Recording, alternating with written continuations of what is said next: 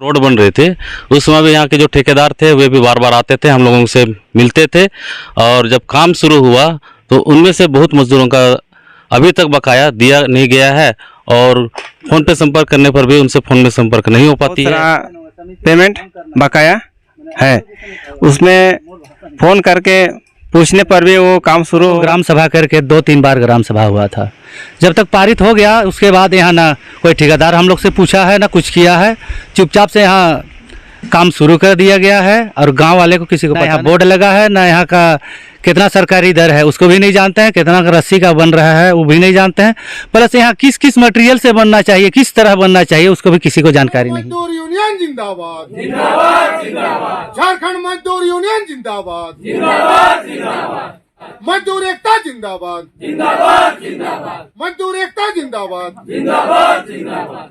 को तोरपा प्रखंड के तपकरा पंचायत के अंतर्गत कोचा ग्राम में एक झारखंड मजदूर यूनियन के तत्वाधान में एक बैठक का आयोजन किया गया, जिसमें हमारे ग्राम प्रधान, वार्ड, हमारे माताएं बहनें, मजदूर, राजमिस्त्री सभी लोग उपस्थित हुए और यहाँ पर हम लोगों को विशेष रूप से जन जागरूकता अभियान चलाने में बुलाया गया कि यहाँ पर एक जल मीनार का जो सरकार द्वारा कल्याणकारी योजना है वो जल मीनार का निर्माण किया जा रहा है, जिसमें देखा गया कि इसमें किसी तरह का बोर्ड नहीं लगा हुआ है। जब इस रोड से गुजरने से पता चलता है कि क्या काम चल रहा है वो समझ में आबे नहीं करेगा, इसलिए यहाँ पर एक बोर्ड का होना अति आवश्यक है।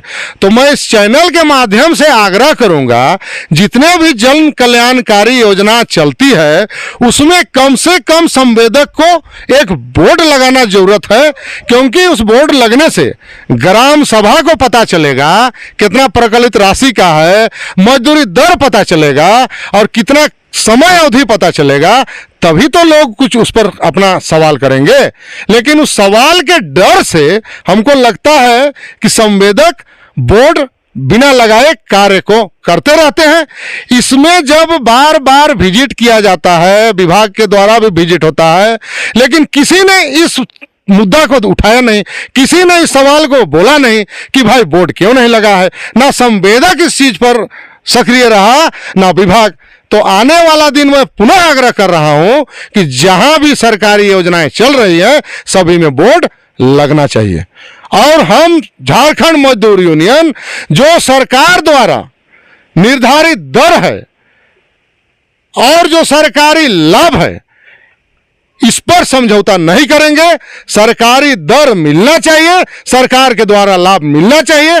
इसी को करते हुए आज तपकरा के कोचा में, तपकरा पंचायत में हम लोग जागरूकता अभियान चलाए और यहाँ प्रखंड से आए हुए हमारे प्रखंड अध्यक्ष भी मौजूद हैं, हमारे जिला महासचिव भी मौजूद हैं और यहाँ हम पंचायत का विस्तार भी किए, जिसमें हमारे पंचायत अध्यक्ष का भी चयन कर दिए हैं, उपाध्यक्ष का भी चयन कर दिए हैं। और आने वाला दिन तपकरा में एक विशाल जनसभा का आयोजन होगा और जागरूकता अभियान चलाया जाएगा और लेबर कार्ड बनाया जाएगा। लेबर कार्ड का सारा फायदा हमारा मजदूर को मिलना चाहिए।